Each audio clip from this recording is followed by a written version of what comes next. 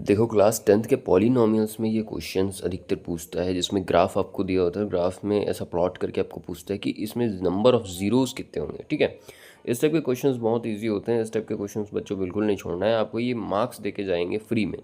बस एक कॉन्सेप्ट समझ लो, उस कॉन्सेप्ट के थ्रू मैं आपको बताता हूँ कि कैसे इस ग्राफ को प्लॉट करें और कैसे इसमें हम लोग नंबर ऑफ ज़ीरोज़ जो है वो फाइंड आउट कर सकते हैं। ठीक है, तो चलो बिना किसी देरी के मैं आपको इसके पीछे का जो कॉम्प्लेक्स चीज़ है वो मैं बता देता हूँ। बेसिकली जब भी इस टाइप का ग्राफ आपको देता है ना, और आपको प्लॉट करने बोलता है कि ज़ीरोज़ कितने होंगे, तो आपको बस एक ही चीज़ देखनी होती है, एक्स जो है, एक्स कितने बार इंटरसेक्ट कर रहा है। मतलब कोई भी लाइन जो है वो एक्स को कितने बार इंटरसेक्ट कर रही है, एक्स एक्सिस को कितने बार इंटरसेक्ट करते हुए जा रही है। जितने बार एक्स एक्सिस इंटरसेक्ट होगा उतना ही नंबर ऑफ जीरोज़ यहाँ पे होगा। अब देखिए जैसे ये जो मैं आपको बता रहा हूँ, एक्स का चाहे वो एक्स वाला वो पॉजिटिव साइड हो या नेगेटिव साइड हो, उसको इंटरसेक्ट करना चाहिए कोई भी लाइन।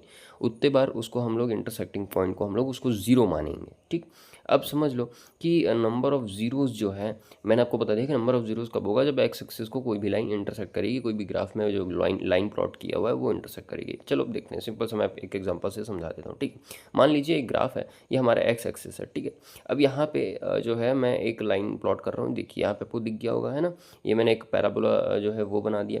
अब इसमें देखिएगा ये एक पॉइंट है और ये एक पॉइंट है जहाँ पे एक्स इंटरसेक्ट हो रहा है। ठीक है, तो यहाँ पे दो बार two times of number of zeros होगा, मतलब दो नंबर ऑफ जीरोज़ यहाँ पे रहेंगे। क्यों? क्योंकि टू टाइम्स इंटरसेक्ट कर रहा है। ठीक है, आपको पॉजिटिव साइड भी और नेगेटिव साइड भी, इसलिए नंबर ऑफ जीरोज़ टू। ठीक है, अब ऐसे ही एक और ग्राफ आप देखिए, ऊपर के ग्राफ में हम लोग चलते हैं। यहाँ पे देख लिया आपने, आई होप सो आपको ये समझ में आएगा कि नंबर ऑफ जीरोज़ हमको एक्स इंटरसेक्टिंग पॉइंट से काउंट करना है।